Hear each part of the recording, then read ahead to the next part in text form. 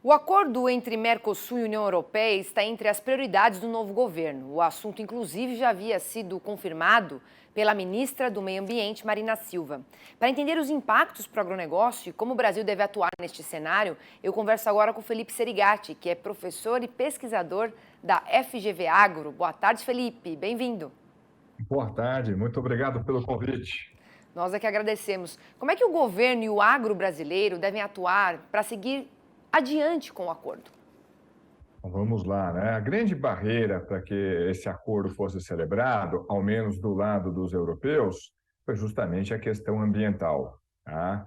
Independente se isso é uma questão comercial, se é uma questão técnica, se é uma questão política, o fato é, esse acordo para ser celebrado tem que estar a ser favorável, tem que ter o aval de ambos os lados, né? Isso significa que, no caso brasileiro, a gente vai ter que provavelmente ceder.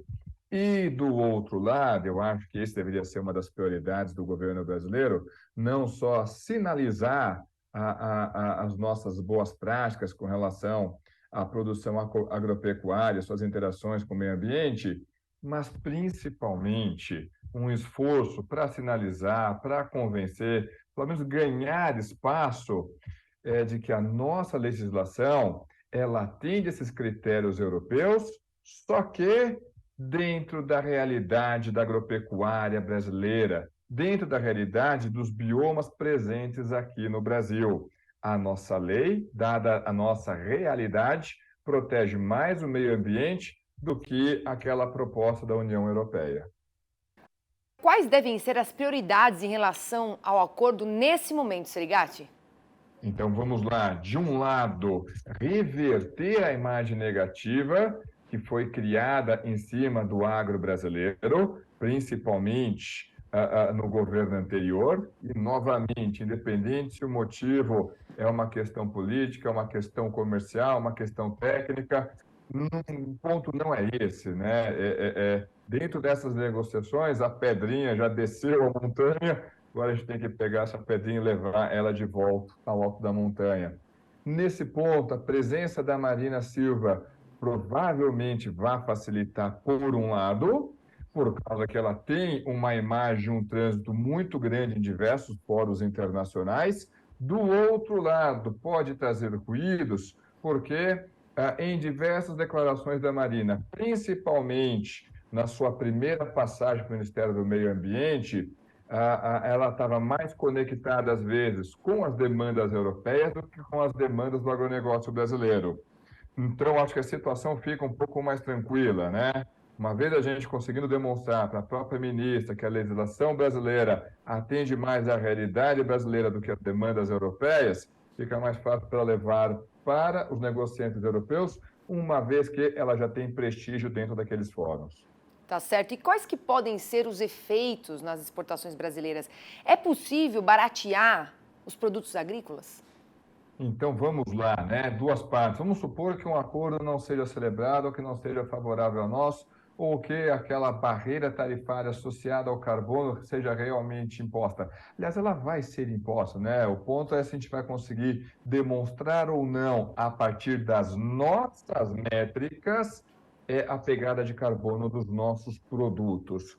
Mas se a gente não conseguir sinalizar isso, provavelmente a gente vai perder espaço, sim, lá na União Europeia.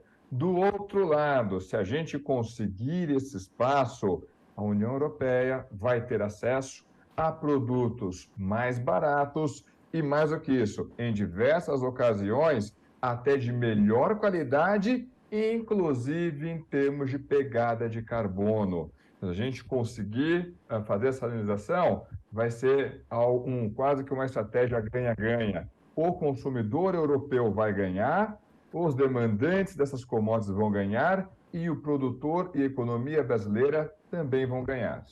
Agora, como é que deve ficar o cenário para a indústria nacional?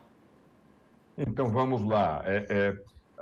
Se o agronegócio é um dos grandes beneficiários desse acordo, sem dúvida alguma, a indústria tem motivos para se preocupar, porque vai enfrentar um concorrente com uma musculatura maior, que enfrenta uma carga tributária a líquida, ou seja, já descontado o conjunto de benefícios menor do que a indústria brasileira, então a situação é sim desconfortável para a indústria nacional.